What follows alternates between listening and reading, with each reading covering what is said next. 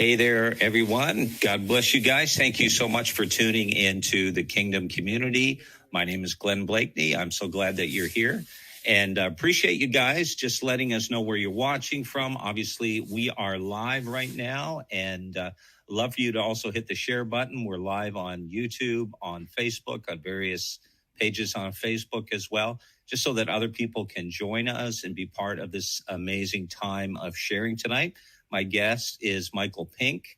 He's going to be talking to us about God's best kept secrets. The Bible says in the book of Psalms in chapter 25, verse 14, that the Lord reveals or makes known his secrets to those who fear him. Would you like to be in on God's secrets? Would you like to know some of his secrets? Well, my guest, Michael Pink, has actually found 101 secrets that are found in the scriptures. And he's going to be sharing tonight on how this revelation can change our lives, not only in terms of what we know and what we need to know, but also and how we can live. It's going to be an incredible interview. I mean, we're not going to be able to talk about all 101 secrets, but you're going to really get a lot out of this. I'm telling you guys, incredible value coming to you this evening. And it's going to be just a great time. So again, hit the share button, let others know about this. Would you go ahead and do that? Thank you for joining us, and do comment and let us know where you are watching from. Bless you. Also, guys, at the end, you want to stick around. There's going to be a call to action. You can learn how to get a hold of Michael's 4-book series. Incredible series, guys. 4 books on God's best kept secrets. It's going to literally change your life. I've been reading, listening, and also different ways that you can get trained and equipped to be successful, to be effective, especially if you're in business. And you're going to really enjoy this, and you're going to get a lot of value from that. Well, my name is Glenn Bleakney, as I said, and I'm the founder and the president of Awake Nations Ministries and also the Kingdom Community. Guys, if you're looking for mentoring, equipping for a spiritual family to belong to, head over to our website, which is KingdomCommunity.global, KingdomCommunity.global. Also, you can watch our Kingdom content on Kingdom Community TV, KingdomCommunity.tv. The replay of this live will be hosted on KingdomCommunity.tv. If you're looking to bring your message online and potentially reach many, many people, we'd love to chat with you about having your teachings, your show, your content on Kingdom Community TV. We're on Amazon Fire, Roku, Google. We are on Apple TV. We are on the website, KingdomCommunity.tv, iOS and Android apps.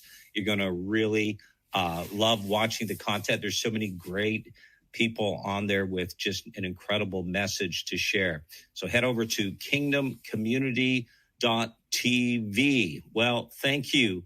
Thank you so much, guys, for tuning in and being part of this incredible time. It's going to be, as I said, just a great opportunity for you to just be blessed and challenged, and you're going to be scratching your head. You're going to be at times going, wow. And we're going to try to dive into things in as deep as we can go. And for the next hour, it's going to be very, very profound. My guest is Michael Pink, and actually had the privilege to catch up with Michael today here in Florida, and we had coffee together, and Michael was sharing that he was the guy who was actually facing the sun as we sat outside.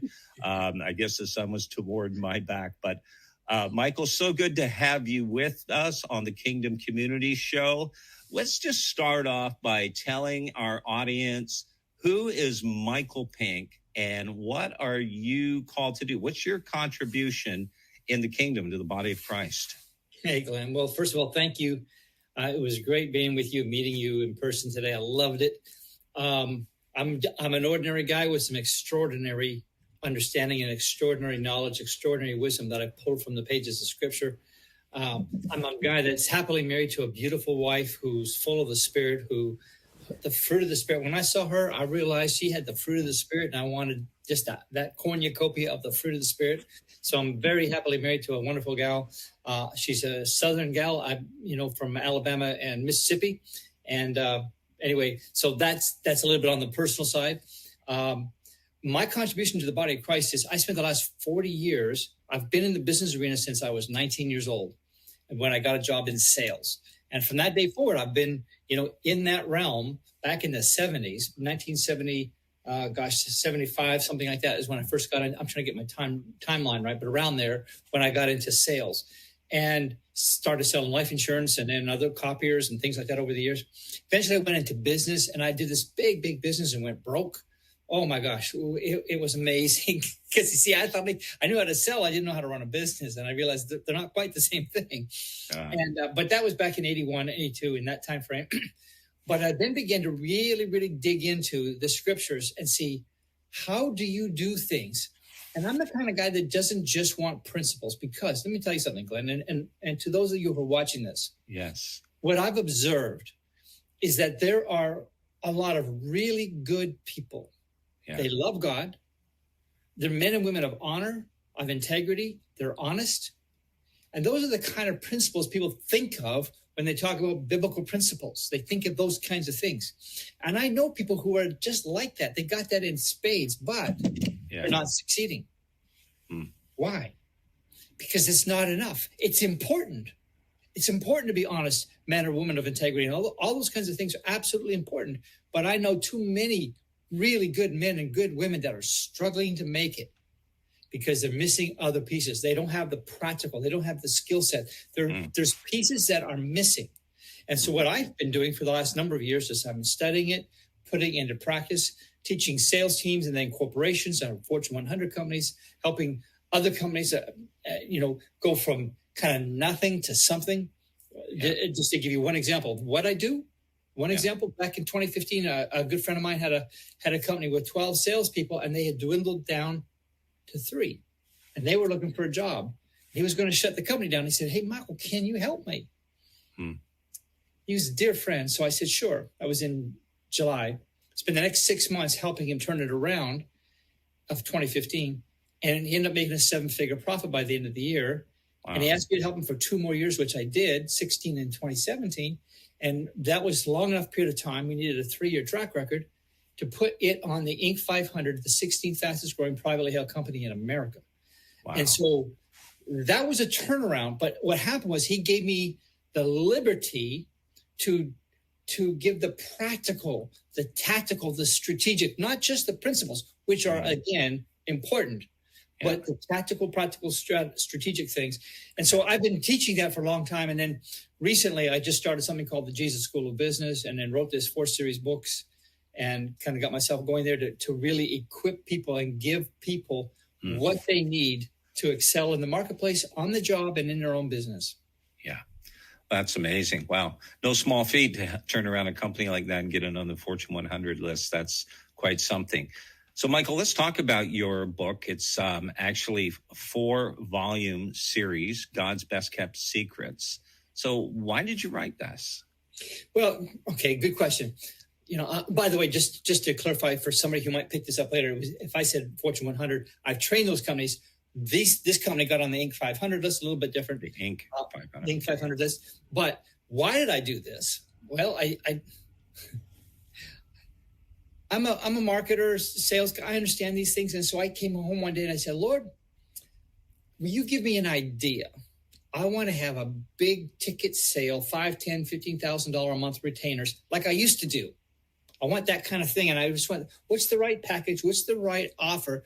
Because it's a whole lot easier to have a half a dozen people paying you $10,000, $15,000 a month than it is to have a whole lot of people just buying books or something. And so I went to him and I said, I just want to know how to package this thing. This was in the end of last year. And he said something very surprising to me. He said, son, I didn't give you all those insights so that it could be limited to only the people that could afford to pay those high dollar fees. I want you to make it accessible on the large scale. And I knew what that meant. And I knew I had to write it and put it in book form. And believe me, unless you're going to have a runaway bestseller, books aren't really the big way to get ahead in business. But I've learned to be obedient. And so I sat down and I began to write And I wrote for months, full time, over 200,000 words. Wow. And it was so big I couldn't put it in one book. So we split it into 4, and that's how we got a 4-book series. So that's how it got started. Wow, that's powerful. So God's best kept secrets. I mean, what do you mean by secrets?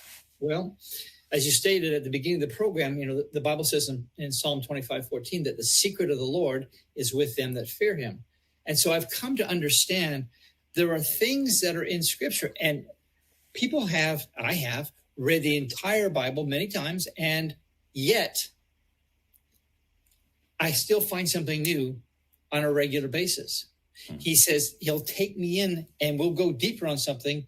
And it's like drilling down, drop down menu where boom, it opens up. And so I found that there are these amazing nuggets of truth that are life. Mm-hmm. And it's not the result of an intellectual dissecting of the Scripture. Mm-hmm. It is the result of I'm marinating my mind in the Word, and I'm trusting him by his Spirit to speak to me, and he opens it up, and I see profound things in the Word. And we have a lot of conversations about those kinds of things because I'm a seeker of truth. I want to know how he does things. And so I began finding those secrets and wanting to apply them. These weren't just secrets like, tell me about what it's like in the throne room or whatever. I don't know what that's like. I've heard people talk about that, but right. Even if I knew, it'd be like, that's awesome, but I got to pay the mortgage. How do we do that? You know what I mean? Right. And so that's kind of where I land on that. Yeah, and that's so true. I mean, we can be so philosophical that and not pragmatic, and the reality is, we were talking about this before we went on the air, the importance of really being able to execute on things, and the mm-hmm. Lord wants us to be able to do what He's called us to do, not just know certain things, but to actually live out, to concretize these type of things. And so when we're talking about secrets, you're talking about revelation, some things the Lord has showed you. I mean, this took you quite some period of time. Let's just talk about your first book, which talks about taking back the gates of commerce. What do you mean by that, Michael? Taking back the gates of commerce? Well, thanks for asking that question, Glenn. In biblical days, we find that the gates of the city, the walls of the city, those gates represented 3 things. And there were 3 things that were routinely done at the entrance, at the gates of the city. The first one was governmental. We even read in some scriptures where the kings would have their thrones literally transported to the gates of the city. They didn't say, come over to my throne room. They'd bring their thrones to the gates, and they would have their big time meetings. Okay, that's one. So we see government is represented there. The second thing is the judiciary, where there'd be maybe somebody was caught in adultery or stealing or whatever it was. They bring them to the gates, and the judgment would be rendered and sometimes fulfilled right there at the gate. And then the third thing we see is that at the gates is where commerce was transacted. We see that in the story of Elisha when the lepers are on the outside of the city and they've been held hostage, the whole city, they're running out of food and all that kind of stuff. And Elisha says, tomorrow at this time, the flour is going to be selling for, a nickel a bucket or whatever it was, in their currency. Nobody believed him, but it happened that way. And so we see that commerce takes place there.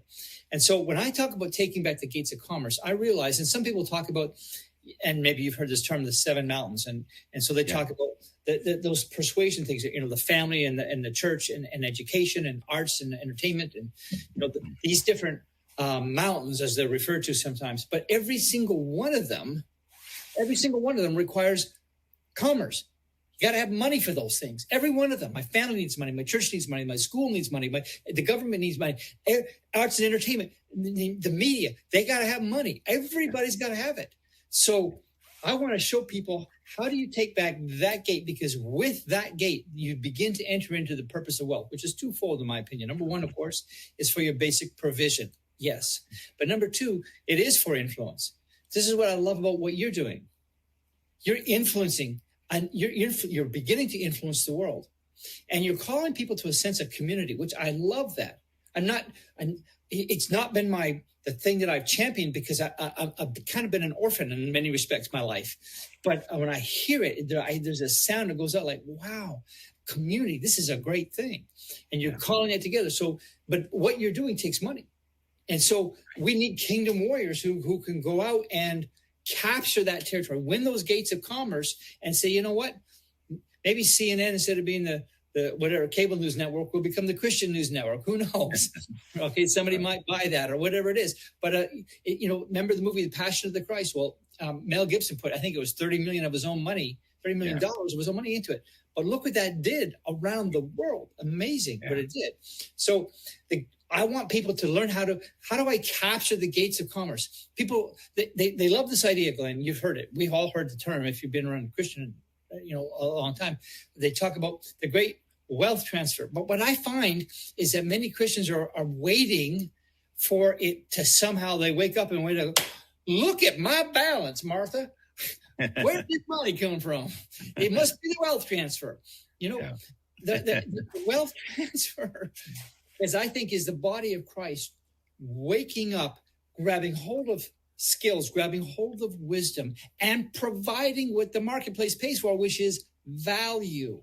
Right. And they provide value to the marketplace by transforming it, by bringing something innovative to it, by bringing innovation to it, by speaking to their lives, all those kinds of things. And that wealth transfer will happen. Now, there's other ways, of course, but primarily, I think in the body of Christ, it's that. So we must equip the body of Christ to have the skills and be savvy in that way, operate with the wisdom of God, which Jesus said is justified by her children. Okay? Operate with that wisdom that bears its fruit, which is why when we got on the Inc. 500 list, okay, there's some fruit there. Whatever you're doing must actually work, right? And so we want to do that and take back those gates so that we can begin to really capture our cities, start with our families, start with our communities, and then into the cities, into the state, into the country, and to ultimately, as you do, the nations. Yeah. Well, wow. That's so good. And you know what? I love that because what you're saying is kingdom, and it's just all about advancing the kingdom. And going back to Genesis, we all know about that and how really this is all about us exercising our God-ordained influence in terms of dominion and so forth. And again, we're not advocating that the kingdom of God is of this world. Jesus said very clearly, my kingdom is not of this world, but we are in the world, and we're not called just simply to isolate ourselves. We are called to make a difference in the world. And so, Michael, you talk about in your first book, Taking Back the Gates of Commerce. I mean, you've got many amazing supernatural stories of how God was with you. But one of the secrets, maybe it's the most important secret, has to do with walking with God. Let's just take a deep dive into that for a moment. Sure. This is so good because you're not just disseminating here principles or whatever. You're talking about something that Jesus essentially said we're to do, seeking first the kingdom, right? Yeah. With, I'll tell you, I would be heartbroken if I had all of God's wisdom and none of him. I would be heartbroken if I could get all his stuff, but I don't want to communicate with him. I don't want to. No. I just want. Here I can make money doing this. I can get ahead doing this. I can get whatever that is. It's a context for me to interact with my Father, to interact with Jesus, to be filled with the Spirit. Walking with God in the marketplace is where you're consciously aware of his presence as you go into the marketplace and you follow his leading. And it's he speaks to you and tells you things, dramatic things. I remember, as one example, I had a client in Ohio, and I was doing, I don't remember now, 2 or 3 days of training there, corporate sales training. And there was one guy in that particular company that was very profane. He dropped the F-bomb every other word, but it wasn't offensive to me. He was a funny guy, and I used to be pretty profane. So, I wasn't bothered by it. I understood it, no big deal. But he was that kind of guy, right? Well, on my last day of doing the training, they were walking in, and as I had done the previous 2 days, I was with my associate that worked for me there, one of my other consultants. We prayed in the parking lot, and I was feeling that particular morning about as spiritual as a rock or maybe a log or something. I just wasn't feeling, it's like I've been tired. I want to do my training, get on the plane, go home. And I was kind of in that mode, and okay, oh yeah, let's pray. And we did a sort of a dutiful prayer, and that was the intent. But this is walking with God. In that moment, he does something dramatic to me. I don't know how to say it to people, but it's kind of like a movie clip or a trailer for a movie commercial on television. You see the little clip. And I saw a clip playing while we're having this little prayer time, and I wasn't feeling particularly spiritual, but the movie played, Glenn, and here's what it was. I saw somebody in heaven. I mean, I could see them, and they pull back a bow and arrow, and they release an arrow, and it travels, and it hits this guy. We'll call him Sean. It hits Sean in the heart, the guy, the F-bomb guy, and it hits him in the heart, and I know instantly what it is, that it's a word from the Father. I know what the message is, and I know I'm supposed to give it to him. And I said, okay. And so I go in, and, the day of training starts, and we get all wrapped up in that, and blah, blah, blah. The end of the day comes, and I'm thinking, okay, I got a flight at 5. I got to be there by 4. I need to leave by 3, and it's almost 3, and I hadn't done it yet. And I'm getting ready to leave, maybe collect my check or whatever the deal was. And I ran into him in the hallway, and I realized, oh my gosh, I hadn't told him yet. So I said, hey, Sean, I got to tell you something. This morning before we came in, we were praying, we prayed for you. It's what we do. And I said, and the weirdest thing happened. I try to demystify this. You know what I'm saying? Right. Yeah.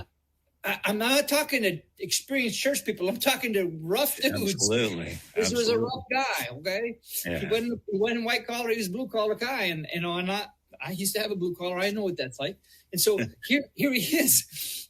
Still got one. So I told him, I said, this movie clip plays and I see like somebody in heaven, he's pulling back an arrow and it hit you. And it hit you in the chest, and it was a message from God. It was a message from the Father, and I know what the message is. And I said, here's what it is.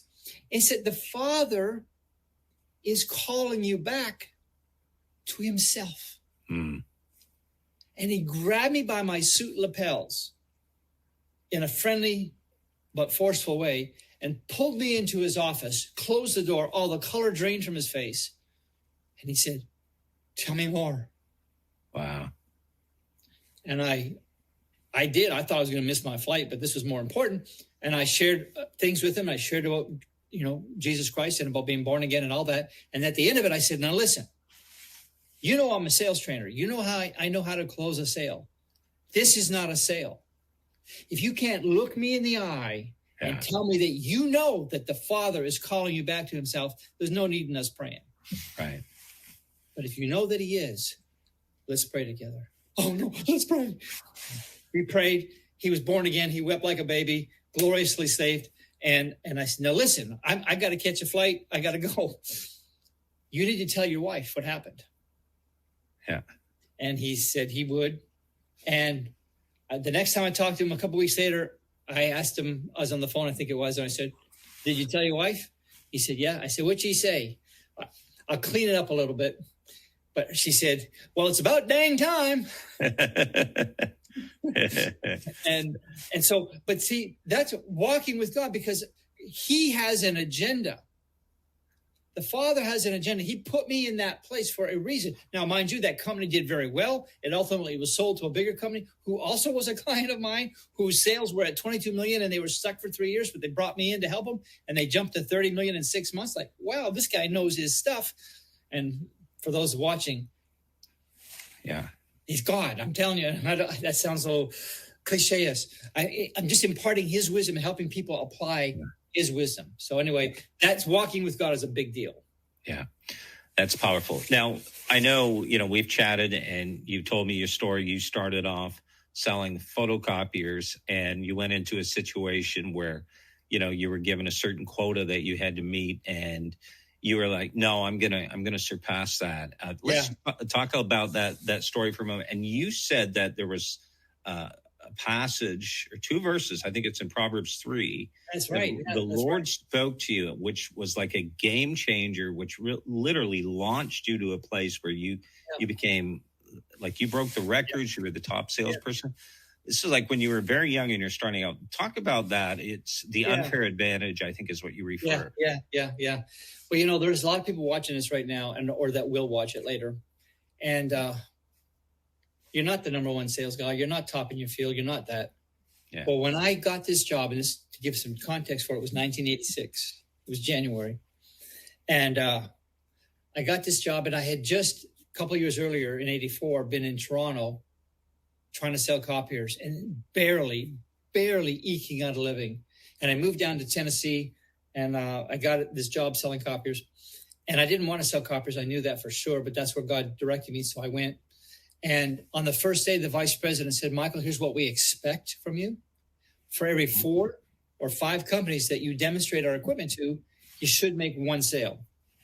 The national average is 1 out of 4. Now, in your first month, we expect nothing. Your second month, we want 2 sales. And then from then on, we want 4 sales a month, of which, by the way, only 15 or 20% of the sales guys would ever actually make 4 sales on a month. But that was the goal, 6 sales in my first 90 days. I got home that day. My wife said, what's bugging you? And I said, well, they're asking me to sell 1 out of 4. So what's the problem? I said, well, that means they're asking me to accept a 75% failure rate. And I said, what farmer plants 4 rows of corn and prays to God that just one of them comes up? Yeah. And that's when I picked up my Bible and I said, I'm going to find not only principles, but strategies, practices, techniques, anything I can that I can apply to the sales process. And instead of selling 1 out of 4, I intend to sell 1 out of 1. Wow. And I dove into scripture, and the first thing I found was Proverbs 3, verse 3 and 4, which says to bind mercy and truth around your neck. Write them on the tablet of your heart, and you'll find favor and good understanding in the sight of God and in the sight of man. And I thought to myself, I need favor. I need divine favor because I know I'm not good at this. Yeah. As far as I'm concerned, failed miserably in Toronto. I know I'm not good at this. I need that help. Yeah. And so I began to say, how do I do that? And this is where a lot of Christians need to get this in the community. If you're in this community, you need to understand something. Yeah. It's not enough to be inspired by the word, to be encouraged by the word, to be lifted by the word, to love the word. All those things are important, but you then need to say, Lord, how do I apply this? What does that look like in practice? And so I worked my way through that. And 90 days later, it was the time for my first quarterly sales meeting with all the peers. They had 5 branch offices. I was in one of them. And your results are projected on a screen behind you, and you've got to say how many calls, demos, sales, and dollars. And I said, well, I've been here 90 days, and I've done 22 copier demonstrations, and I'm pleased to report to you, I also have 22 sales. And it was 1 out of 1, and it was 3.5 times a number of 6 that I'd never seen anybody hit in the 2 years I was with that company. Now, they said he's from Mars. They said all kinds of crazy things about me. Come on. Yeah. But, and all we need is some evangelist from Canada to tell us how to sell copiers. But you know what? If the Bible says in Ecclesiastes, Solomon made this point. I think it's Ecclesiastes. My paraphrase is this: poor men have no voice. Mm-hmm. What it really says is the poor man's wisdom is despised. And so having a platform is very important, I think. And so I finished the year setting a record for the most copiers ever sold in a single year at the level that I was at in a commercial setting. And I was in the territory less than a year and worked less than anybody. I mean, I didn't work crazy hours. I worked less. I spent my time with him and how do I do this, and did what he told me to do. Then they invited me to be the sales manager, gave me a group of 5 guys, and they wanted to know, and this is what's important. I want everybody hearing me to listen to me. This is important. The question was, is it transferable, or is it just that he's special, he's gifted, or he's whatever it is? No, I made it the same stuff that you are. Same stuff. I had a raised out, 3 motors coming up, dropped off at abandoned at 2 different houses as I was coming up, age 11, ran away in the city of Toronto. I didn't have a good upbringing. Okay. I mean, it wasn't bad compared to a lot of people, so I'm not complaining, but I made it the same stuff. And I was able to take that team, and 10 months later, of course, I led several of them to Christ, but 10 months later, we're up 430%. Wow. For those of you who don't know what that means, that's quadrupling the performance plus 30%. Excuse me. So that again attests to the efficacy of this word. And what I'm trying to tell people here is, I want you to understand how do you walk that out? How do you walk that out? How do you walk any of these things out? Because the scripture is this place of gold and rubies and diamonds, if you will, better than all that. And we walk on it, and it's like, but I don't know how to cash it. Well, I do. And that's what these books are all about. Yeah. Wow. That's awesome.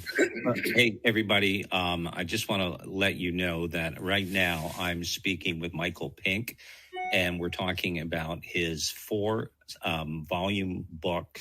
Really, they're 4 books, God's Best Kept Secrets. Amazing stuff, guys. And we want to encourage you to get a hold of these books, but also we want to hear from you. If you are watching right now, and we'd love to hear from you, any questions you have for Michael. We're going to be jumping into book number 2 next, which is all about the divine blueprint. And Michael, what is the divine blueprint? Oh, okay. Yeah. We can be done. We live till tomorrow night. The divine blueprint essentially is this.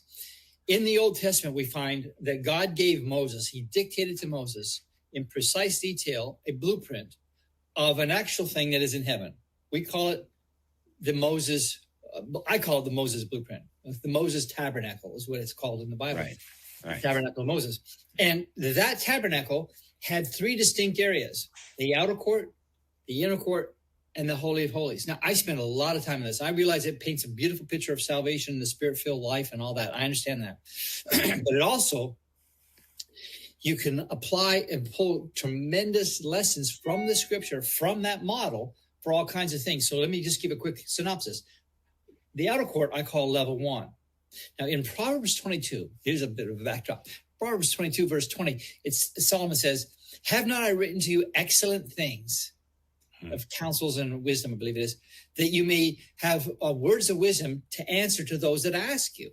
And the word excellent there is the word shalish, which in Hebrew, which means threefold things. So you see in the Bible literally hundreds and hundreds of threefold expressions or threefold progressions: Father, Son, and Holy Ghost, body, soul, and spirit, the milk of the word, the bread of the word, the meat of the word, the 30, 60, 100-fold. I am the way, the truth, and the life. All these kinds of things, prophet, priest, and king. The Bible is full of these amazing things. So in the outer court, what we see is that place. Now listen, this will help you in sales. This will help you in business. It was illuminated by natural daylight, and it speaks of naturally observable best practices. In the outer court, there are 2 things that happen there. You develop character and competence. Character and competence. The characters has to do with the altar of sacrifice and the 5 kinds of sacrifices that were there that really speak to things like accountability, humility, gratitude, thankfulness, if you will, generosity, and commitment, total commitment. And if you learn what those 5 things are and how to apply them, you will this will form your character. This is what this did. It chiseled it into them. And then there was competence. And so that realm is phenomenal. And it's the realm of what I call the 30-fold increase. 30-fold increase. Yeah. Yeah. And then you move into level 2, the inner court, which had no daylight, but it was illuminated by a solid gold lampstand, speaking of the divinity of God, burning oil, which speaks of the Holy Spirit. And it illuminated a table of bread, which speaks of Jesus Christ, who was the bread of life. He referred to himself, who was also the word. So the short version is, the Holy Spirit illuminates the scripture, so that in level 1, in the outer court, you might have learned from somebody, hey, don't take what somebody just offers you, negotiate with them. Okay. So that's level 1. Level 2 says, let me show you how. So as an example, I'll give you an example, Glenn. Negotiating. I asked the Lord I always want to know, is there a model someplace that I can emulate? And so, yeah, in the New Testament, right before Hebrews, there's a little page there called Philemon, 25 verses, I believe it is. And it's where Paul is writing a letter to his friend Phil, or Philemon for long. He's writing a letter to him, and he says essentially, I'm paraphrasing, but hey, I'm in jail here, and there's this guy named Onesimus that, he was in here on, who knows what, disorderly conduct, whatever, but he's going to be released now on good behavior, and I've led him to Christ, and now he's my son, and I'm going to send him back, and I want him to go back to you because he used to be your slave, and he ran away, and evidence is that he probably trashed the place. He did some kind of damage because Paul said, I'll stand for it. I'll make good for that. And I'm sending him back to you, and I want him to be received by you. I have to understand, in those days, slavery was like 60% of the Roman Empire were slaves. If you ran away, execute him, we'll get another one. Okay, life was cheap. And so he didn't want him to be executed, punished, beaten, or anything. He wanted him to go back and to be received, Paul said, as if it was me, your very best friend in the world, walking through the door. Wow. That's a tall order. You have to think of the cultural times. And Paul does this, and he writes this letter. And what we know from history is that Onesimus went on, and he did go back, and he actually became a bishop in the early church of Ephesus. Yeah. So, wow. Okay. So when I see that, I say, what was in that letter? So level 2, I've got 31 strategies for successful negotiating, for win-win, that you won't find in a Harvard School of Business. You won't find in those other places, but it's more effective. So a case in point, I could give you many, but I'm going to give you one. A client of mine was in the healthcare business, if you will, assisted living facility, and they were doing about $2 million a year in revenue, and they had a multi-million-dollar loan for the facility and all that. Mm-hmm. And they were at a high interest rate, and they'd been at that rate for roughly 10, 11 years at the time. And they had another 14 years to go, if I recall correctly. And in the previous 3 years, the president of that company had been going to the state and saying, hey, listen, I know we borrowed at 9% or whatever, but the interest rates have fallen in the market. Can we lower my rate, please? Yeah. He borrowed from the state. It was a bond. And they said no. And he would go to them every which way he could for a couple of years. And they were always saying no. So he said, hey, Michael, do you think you can help me? I said, well, sure. And I said, set up a meeting. We'll go to the state capitol. Fly out west. We'll do it. And so he called them or emailed them, whatever it was. And they said, no, we're not going to have a meeting. I've told you over and over again, there's nothing to talk about. We're not going to change it. So he called me back and said, Michael, there's no reason you flying out here. I'm sorry. It doesn't. I said, no, I'm coming. So I went out there. Now, this man was a Gideon. Now, this is what is really important. He's a Gideon. He loved Jesus. He still does. He's a great guy, right? Been serving the Lord his whole life. But he didn't know what I'm about to tell you. Okay. He had no idea that you could go in the Bible and find a negotiating strategy. So I said, I'm going to show you how we do this. We're going to write a letter, just like Paul wrote to Philemon, but we're going to write to the state government here. Get your Bible. And in the conference room, we spent 6 hours writing one letter. That's a long time to write a letter. What we did was we consciously took each of the 31 strategies, and as best as we were able, we put them into the letter. And then we wrote it. And then we emailed it. This is to somebody who said, don't contact us. I've told you and I've told you and I've done told you. Leave us alone, right? So we sent this email that was constructed and patterned after the book of Philemon, the negotiating secrets of the Apostle Paul. We sent the letter, didn't hear anything, not that week, not the next week. But after 2 full weeks, they come back to them and they said, you know what? We're going to do it.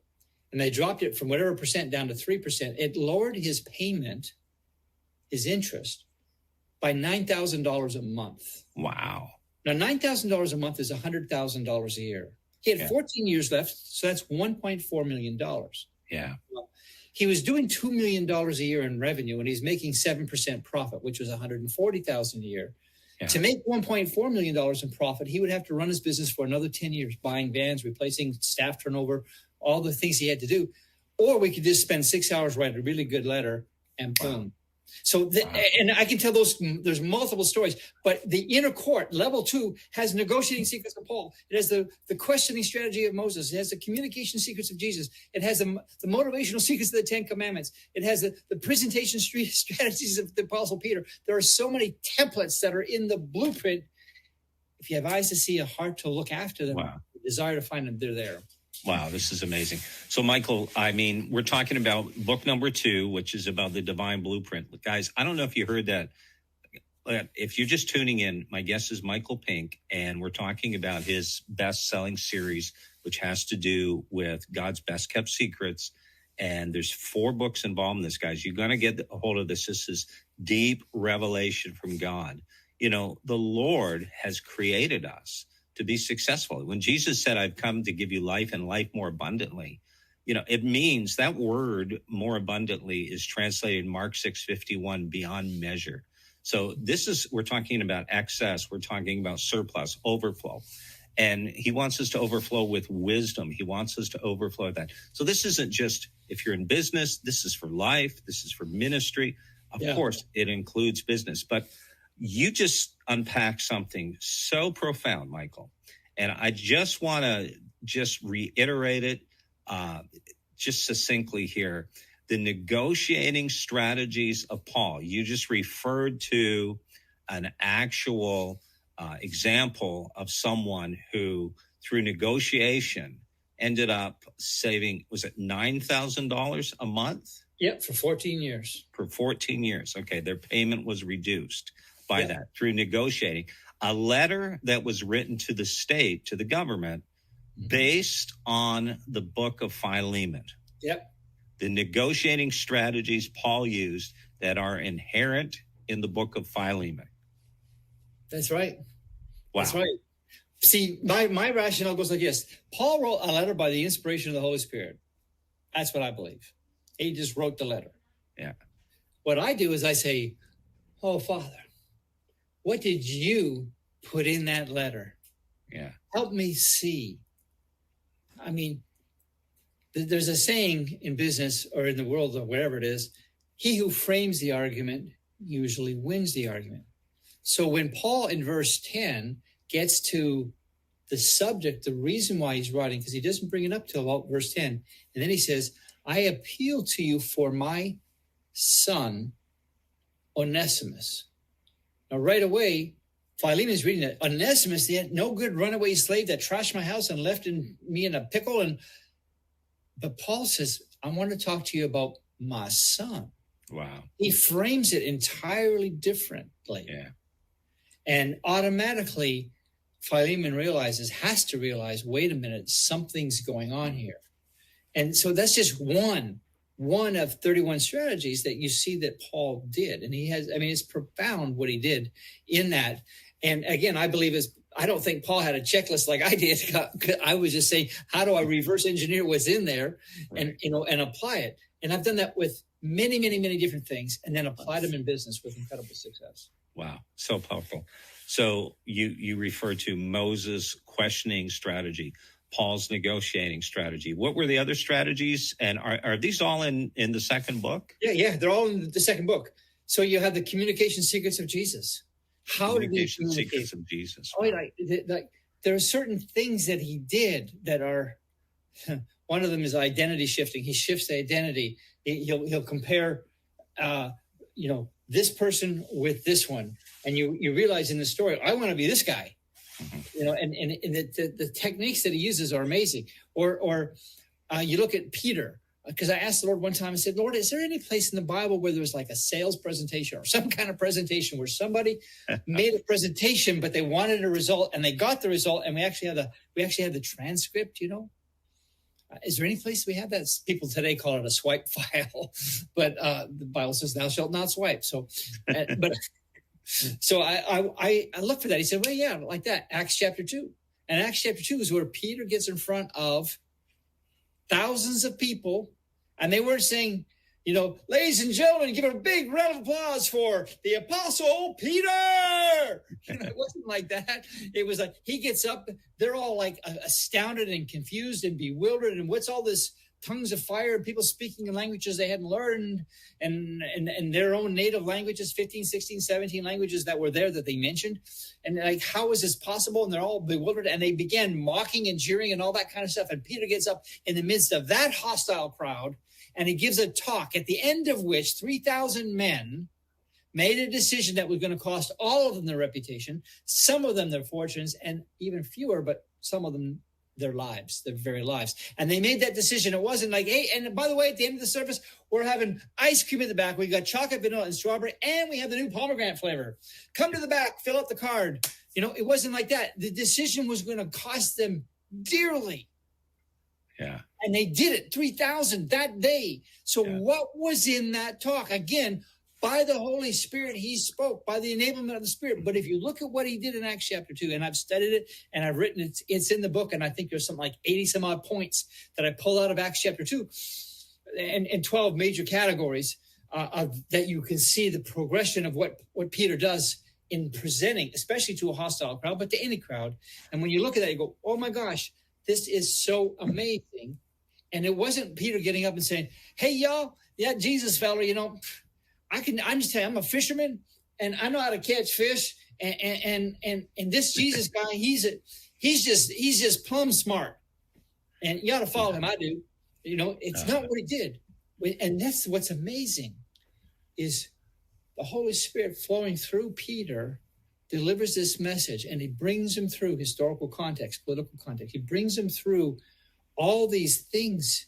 And it's in book number 2. I did that on presentation strategies of Peter or the motivational secrets of the 10 Commandments. You can go on and on. All those things. I've loaded the second book with the templates and the practical. How do you do it? Mm-hmm. The how, not just the what, the how. Yeah. Oh yeah, I'm sorry, I get a little carried away. Yeah, no, that's awesome.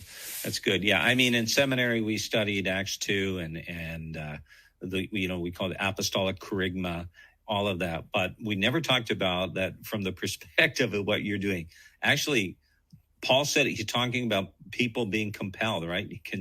And compels people to come to Christ. And so ultimately, when you believe in something, as obviously the apostles did, and then under the inspiration of the Holy Spirit, the wisdom of God, being able to present that in such a way that people buy in.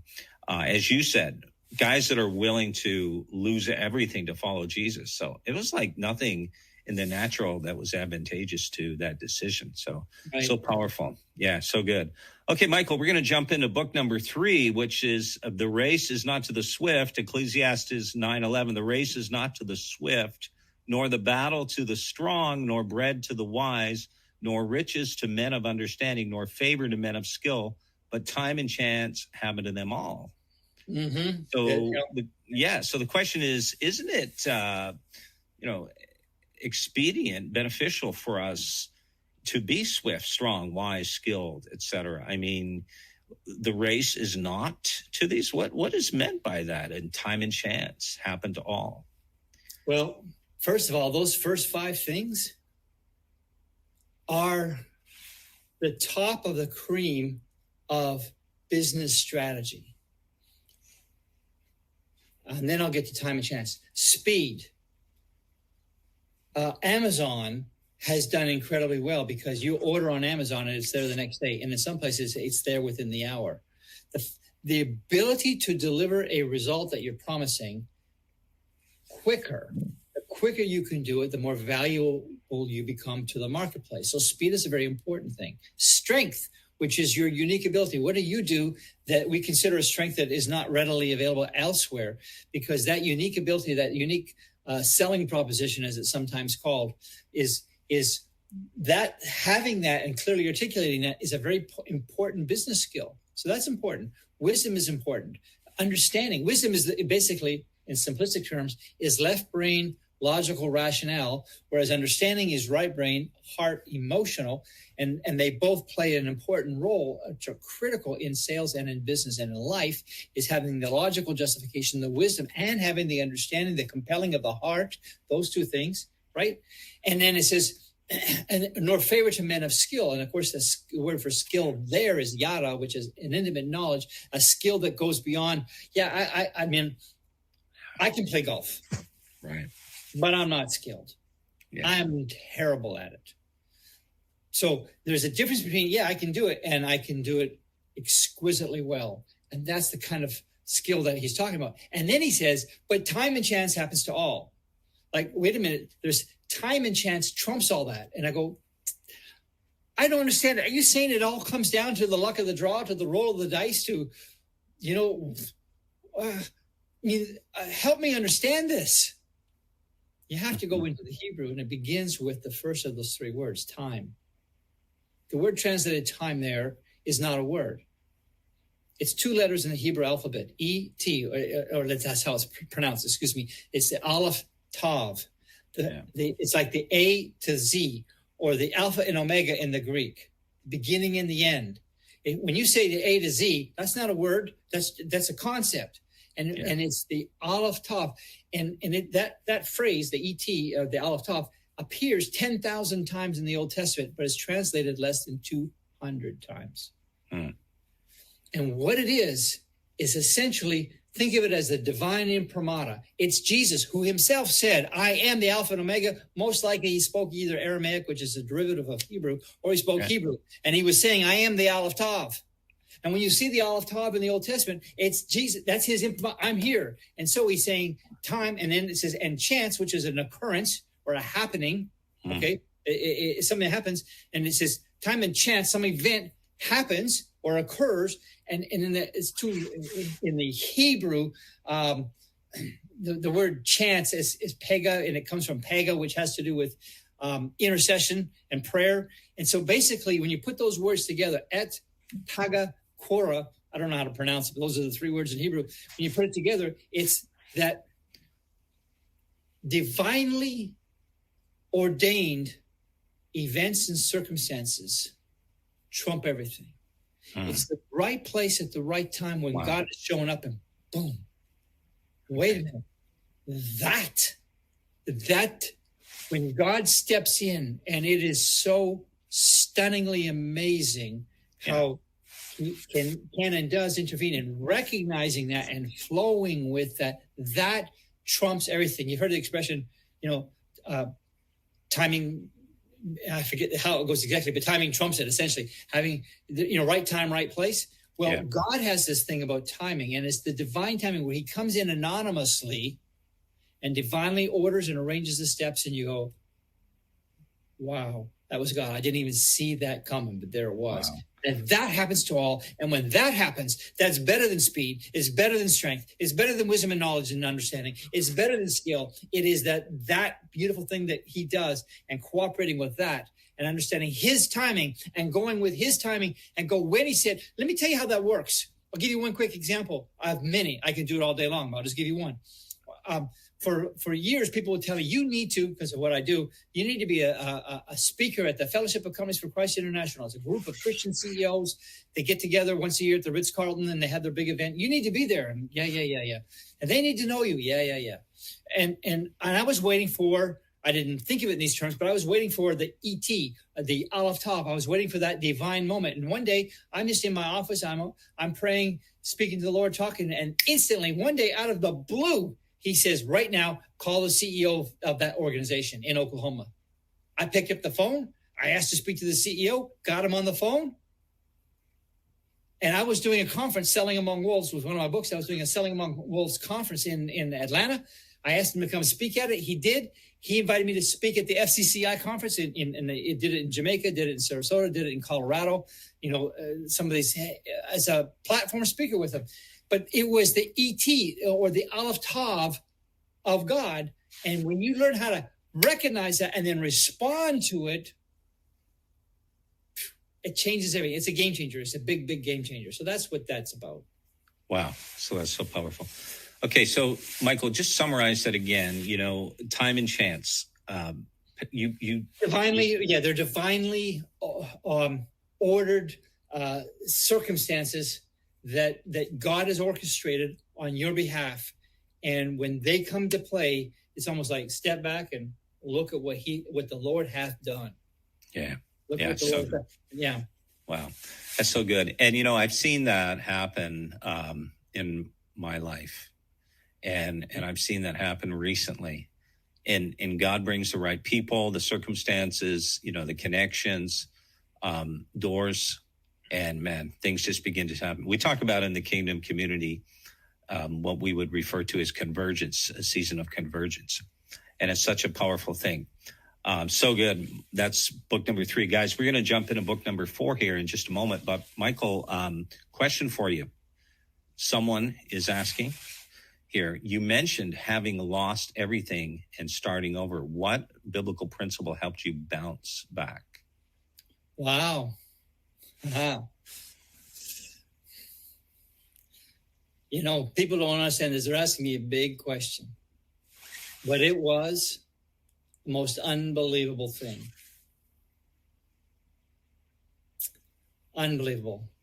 I used to have a beautiful home, beautiful townhome on top of that, rented out, nice in Lincoln. I'm in my 20s. I'm doing pretty good. Step into a business, and I lost everything. It's a much longer story. Buried my childhood. Life took a really tough turn for me. Yeah.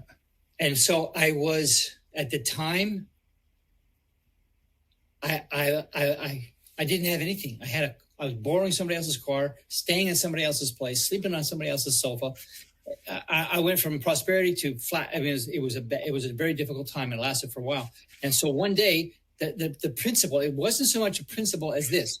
I was laying on, I turned on the TV in this person's house, 7 o'clock in the morning, whatever time it was, and just sort of went, turn it on.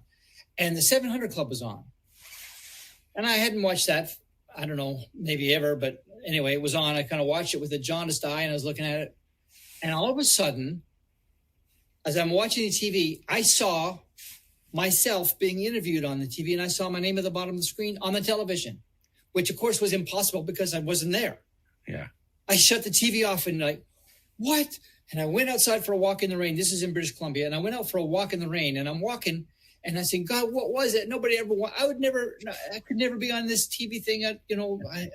My messed up, my life is a wreck and all this kind of stuff.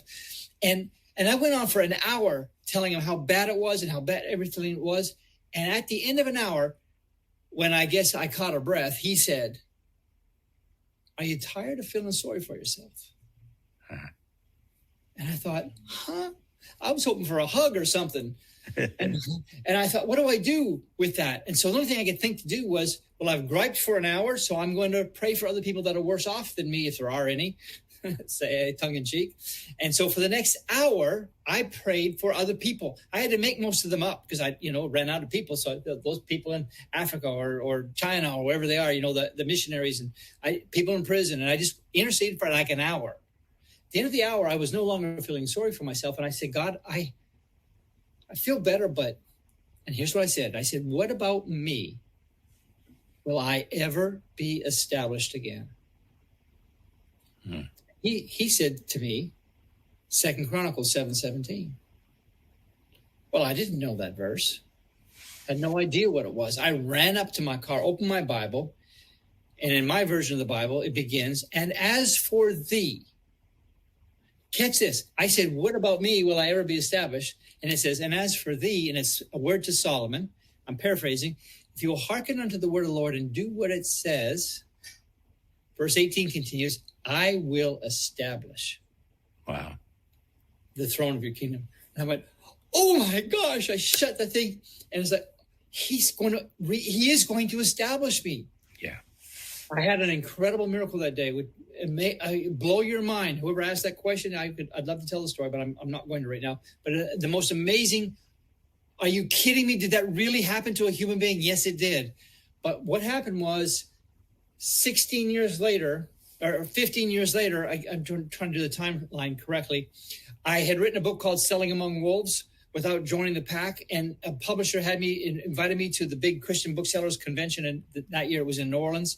And I'm there at the booth and talking about the book, and some ladies came up and said, oh, do you know who wrote that book, Selling Among Wolves? I said, yeah, I'm married to his wife. And once they figured out what that meant, they said, what qualifies you to write the book? We had a story. Turned out the lady was the senior guest coordinator for the 700 Club, and they invited me to be on the 700 Club. So that's fine. And that was in October. I went, and the day I was being interviewed, that day, the Intifada broke out in the Middle East. Yasser Arafat did his thing, and my interview got bumped. But they said, you're here, so we'll still interview you, but it won't be live. I said, okay. Well, we'll run it tomorrow, they said. But they didn't, because the Intifada kept going. And it was going to be the next day, then the next week, and the next month. And then I gave up on it. It didn't happen. I was kind of disappointed. Time went by, and I ended up moving to Florida, and I bought a home. The first time I actually bought a home with my name on it in 16 years. And the day I took possession, we closed the deal, got the keys in, we're unloading the trucks. On that day, the realtor came over and said, my son said he saw you on TV today. I said, no, he didn't. No, yeah, he did. I said, he didn't. He said, no, he's sure he did. I said, where does your son live? He said, he lives in Missouri. I said, I haven't been there. I promise you, I was not on television. So he left. Comes back an hour later. He knows he saw you on TV. I thought, what is he talking about? And that night, we unpacked everything. I put the TV on top of a box. I plugged it in. The rerun of the morning show of the 700 Club was on, and I turned it on, and I watched and I saw the very thing God showed me 16 years earlier with me being interviewed, my name on the bottom of the screen, just like he said, on the exact day that I was established again, took possession of my new home in beautiful Sarasota, Florida. Wow. So that's what happened. That I got a rhema word, and I believed it, and I began to follow him and pursue him from there. And so you have to stop feeling sorry for yourself, because it's very easy to do. Bible says a righteous man falls 7 times. It's a metaphor. It probably falls a lot more than that, but gets back up again. And so you got to get back up. There's a time you say, enough of that, enough. Yeah, I got a lot of reason to feel sorry for me, but not going to do it. Not going to do it anymore. And then say, God, lead me. And he did. And then what I did was, the promise was, I said to him, I picked up my Bible and said, I tell you what, I will study this thing, and I will do what it says, and I will tell other people how to do it and to do it if you do what it says you do. But if you don't do what it says you do, I won't tell anybody, because how can I? So, and he's laughing. God, he's like, I got this. Trust me. Right. So anyway, that was the beginning of the thing. And that was the big dramatic turnaround. And that day, the miracle that happened was, I'll blow your mind. But it took me through to 16 years later when that was actually fulfilled to the day. Wow. So anyway. No, that's so powerful and so encouraging too. Thank you, Michael, for sharing that. Wow, awesome. So we're going to jump into the final book number 4, which is about the perfect business model. Guys, but I want to encourage you to stick around. There's going to be a call to action. I know by now, many of you are, if not everyone, guys, you're going to want to get a hold of Michael's book. Also, Michael, you have something that you share about in a moment that you've started recently. Yeah. I believe it's called the Jesus School of Business. Yeah, the Jesus School of Business. Okay. So you're going to hear about that as well and how that can help you as well. Let's jump right into book number 4, The Perfect Business Model, and a very intriguing title. What is the perfect business model, Michael? Well, interesting you should ask that, because the Bible in Scripture, it says in Romans 1:20 that the hidden things of God from the creation of the world are clearly seen or clearly revealed by the things that he made, even his eternal power and his divine nature. You get that? The hidden things of God are revealed in his creation. What? In 1 Kings 4:33, we read that Solomon, it says that the kings of the earth came to Solomon to hear his wisdom. Specifically, it says that he spoke about trees, from the hyssop that springs out of the wall to the cedars of Lebanon. He spoke about these trees. And kings sent their people hundreds of miles or thousands, however long it was, a long way on camel. It wasn't like getting on a plane. And they would go there to hear that wisdom. Why? It wasn't to learn how to prune a pear tree. It was that he had understood there's certain things, as we well know from reading about Proverbs and ants, consider the ant, you sluggard, and all the other things he talks about. Well, he spoke about trees. And so I got interested, because in Isaiah 61, verse 3, it says that you are oaks of righteousness, the planting of the Lord. In Psalm 1, we find out, it says, blessed is the man who walks not in the counsel of the ungodly, nor stands in the way of the sinner, nor sits in the seat of the scornful, but his delight is in the law of the Lord. And that man, that woman, his delight will be in the law of the Lord. And in his law does he meditate day and night. And he will be like a tree. What? Huh? A tree. He will be like a tree planted by the rivers of water that bears fruit in season. His leaf also shall not wither, and whatever he does shall prosper. So I'm thinking, I want to be like a tree. What's that like, Lord? And here's the amazing thing. I'm going to set it up, because that whole book is dedicated to understanding this. But if you take 100 people that go into business, 100 entrepreneurs, and they say, okay, today's the day I'm starting my business, right? You come back in 5 years, of those 100, only 4 of them, 5 years later, will still be in business, have at least 1 employee, and be profitable. Only 4 out of 100. But if you take an orchard and you plant 100 trees, and 7 conditions are met, And those 7 conditions are easy to meet. If those 7 conditions are met, you come back 5 years from now, all 100 will be fruitful, productive, and multiplying the franchise. So what does a tree do that we can learn from? How does it do that? How does God do that? And that's the premise that I began to study on it. And so I began studying that topic. The tree is the business model. It produces a product. It does it on schedule. It has no stress. I was out in the forest today walking past trees. You know what? There wasn't one of them groaning. There wasn't anything going, oh, it's getting late. We got to hurry up and produce some acorns here.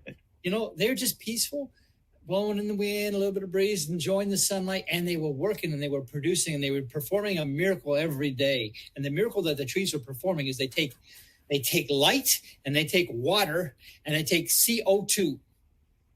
The thing that everybody's supposed to be, oh, that's horrible. No, CO2, are you kidding? Trees love it. Bring it on. Bring your car. Leave the engine running, please. Bring your cows and give them beans. We need the gas. They love they love CO2, and they grow much faster when they have it. And those 3 things, CO2, air, the air essentially, but CO2, water, and light, they use those 3 things to produce wood, to produce apples, to produce leaves, to produce the fruit, to produce the stems, to produce it all. And it is a stunning miracle because the wood that this bookcase is made of used to be nowhere. It was in a tree. Before that, the tree was nowhere. The metal that's in my phone, they dug that out of the ground. But the wood that made this bookcase behind me was nowhere. It was produced from light, water, and CO2. How does he do that? What does that represent? And what are the 7 things required come on, to produce it? And how does that work in business? And we talk about that. We talk about the first thing being a seed. You got to have a seed, right? Well, the thing about a seed is inscribed in every seed. There's so much just about the seed. I write all about this in that book, okay? But a seed has the DNA of what the tree's going to be, how tall it's going to be, what kind of fruit it's going to produce, what the leaves are going to look like, everything. And just to make it really easy, the seeds are coded so that the other person can look at them and see what kind of brand, what's their brand. Oh, this is a watermelon seed or an apple seed or an orange seed or whatever. And they're all different and unique. A peach seed, they're all different. And you can tell what they're going to be by looking at the seed, because coded in the seed is everything it's going to become, which in business, it's your plan, it's your vision, it's the whole thing is how are we going to get there? What's it going to be? What is our vision? And we're going to build this kind of business, and this is what we're going to be. And no, we're not going to try to reach the entire world. That's not our calling. We're going to have the best. Like in Seattle, there's a fish shop there. I forget the name of it, but it's at the wharf area. I've been there, Fisherman's Wharf, and they throw salmon. You probably see it, and it's kind of fun, right? But there's not a chain of them. To my knowledge, there's just one. Okay, and they're not called to have those everywhere. But Starbucks, they're there, and then they're in 10,000 other places. So you've got to be what you're meant to be. But there's 7 ingredients, the seed being one of them. Right. That's awesome. Yeah. And I know exactly where you're referring to in Seattle. I've been there, and you're right. Actually, the very first Starbucks is across the street from that. But yeah, that's a good analogy. So 7 success secrets of a tree are found in book number 4, The Perfect Business Model. Wow. Yep. And Michael, let's just wind things down here right now. How do people get a hold of your book? And then tell us about your newest initiative, the Jesus School of Business. Thank you. Well, first of all, these are the books. This is book 1 that we were talking about, Taking Back the Gates. Book 2 is The Divine Blueprint. You can see there the Tabernacle of Moses, the Ark of the Covenant. Book number 3 is The Race is Not to the Swift, the battle to the strong. It's those secrets that are in there. And book number 4 is The Perfect Business Model. And it's amazing. And so if you go to michaelpink.com, here's what I did, Glenn. You can go to Amazon anytime you want. You can buy them. Or you can go to michaelpink.com and you can get a 40% discount. So whatever your preference is. Amazon.com whenever you want, or michaelpink.com, go now and get a 40% discount. How much does that mean? Well, that means it's almost embarrassing to say. My wife said, "Are you sure you want to do this?" Yeah, I know. They're $15 a piece. So it's a package for 4 of them, $59.97, plus of course the shipping, or you can just get the digital version. So go to michaelpink.com and avail yourself of that. But I got to tell you, when you're there for $1 more, you can join the Jesus School of Business for a month. After that, it's $59 a month. But you can join, and you can cancel anytime, doesn't matter. But the point is that school, and you'll see it on the site. Go to michaelpink.com, click on the book. You'll see, you'll learn, here's the school, here's all that. Or you can go to Jesus School of Business if you want. But go to michaelpink.com and you'll see it. And in the School of Business, they have roughly 250 videos. I have 30 some odd courses. And they are the negotiating secrets of the Apostle Paul. They are the communication secrets of Jesus. They are the presentation strategies of Peter. There are all these things that we've been talking about and a whole lot more. And by the way, I've sold them in the past for thousands of dollars. And what I didn't tell you audience before, and I'll say it right now, is, well, I guess I did say part of it, is that he wanted me to make it available. And I'm saying, Lord, how am I going to do this? I know it's counterintuitive, but I'm going to do it. And so I said, you can get into the school for $1. It automatically renews at $59, and you can cancel whenever you want, or get a whole year to save another couple months if you want. But you have access to thousands of dollars of training that'll help you in your life, in your ministry, in your job, and in your business, or if you want to start a business. And it's unlike anything you've ever seen anywhere else. So I encourage you, if this appeals to you, the subject matter appeals to you, get the books, and they'll be shipped out to you. You'll have them in, pretty quickly. $59.97 plus the shipping if you choose. If you're international, we still ship internationally. I sent some to Australia today. So, we ship around the world, but, it's a bit more expensive. So if you want to get the digital version, you're welcome to do that as well. But I would urge you, if you're a learner, a disciple is a disciplined learner.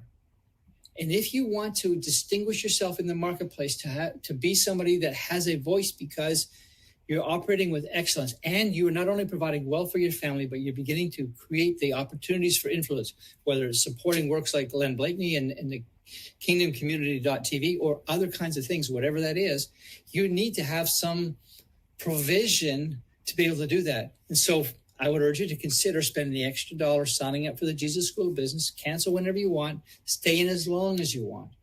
We took away the commitment. We took away all that, took away the burden, and said, there it is. So I would hope that you would do that if you want to be a kingdom warrior. Some of you are just enjoying this because maybe you're retired and you think, this is good. I wish I'd have known this 40 years ago. Fair enough. Share it with somebody who can use this, who can benefit from it. Maybe even give it to them as a scholarship. So that's kind of where that is, Glenn. Yeah, that's great, Michael. Thank you. Yeah, I want to encourage everyone who's listening to this, the live, or you're watching a video on demand on KingdomCommunity.tv. By the way, guys, if you head over to KingdomCommunity.tv and click on How to View, you can download our apps, Amazon Fire, Google, iOS, Android, Apple TV, Roku. And we're going to be launching on additional apps as well. And you can watch all amazing content like this interview tonight and just share this. But I want to encourage you again, just going back to what Michael said regarding the God's Best Kept Secrets books. Get a hold of those and share them. If someone maybe buy one for someone who would benefit from this. Sign up for the school, $1 more. Check it out. You've got a month to just avail yourself of that and see what you think about it. You're not obligated to continue beyond that. Guys, there's so much great content, and it's all just rooted in the scripture. Amazing stuff. So, Michael, it's surely been my honor to have you with us tonight, and I'm looking forward to having you again and again and again. And and we're going to be doing something, guys, in the Kingdom community with Michael. We do these Zoom sessions once a month typically, and we're going to be doing them more frequently. Michael's going to be coming on in the future, and you need to have a membership with the Kingdom community to access these sessions. We do have a free membership. You can check it out. You don't get, your access is limited, but you still get to be part of the live Zoom sessions. So KingdomCommunity.global, the KingdomCommunity.global, sign up for one of the free memberships, or you can, purchase a silver, gold membership, whatever you like. Get access to the mentoring, the training. We have people from all over the world. Our next session coming up in November has to do, Michael, with the importance of really what you talked about in the first book. walking with God, so that you hear the voice of the Lord. And so we've got a great prophetic person all the way from Australia that's going to be with us, Stacey Hilliard. I've got Mark Sharona coming on, Matt Sepulveda, who's the 7-figure guy. He's coming on. We've got amazing people, and so good to have you, Michael, with us, and we look forward to having you again. Thank you so much, everybody, for being part of this. Yeah, thank you for sharing that. There's the website, KingdomCommunity.global. Watch the replay of this. It's going to be on Facebook and YouTube for a limited time, but it will be on KingdomCommunity.tv. Just look for my name, Glenn Bleakney, under channels, and you'll be able to watch that. Bless you guys. Thank you so much for being part of this live with my guest, Michael Pink, tonight. Truly was a great session. God bless you, and have a great day. Other side of the world, great evening, wherever you are. Bless you guys. Thanks for joining us today at the Kingdom Community. We trust that you were encouraged as a result of spending time with us. We exist to connect, equip, and send you out into the world to fulfill your destiny and advance the kingdom of God. To learn more about the Kingdom Community, please visit our website, KingdomCommunity.global. Again, our website is KingdomCommunity.global. Together, we are better.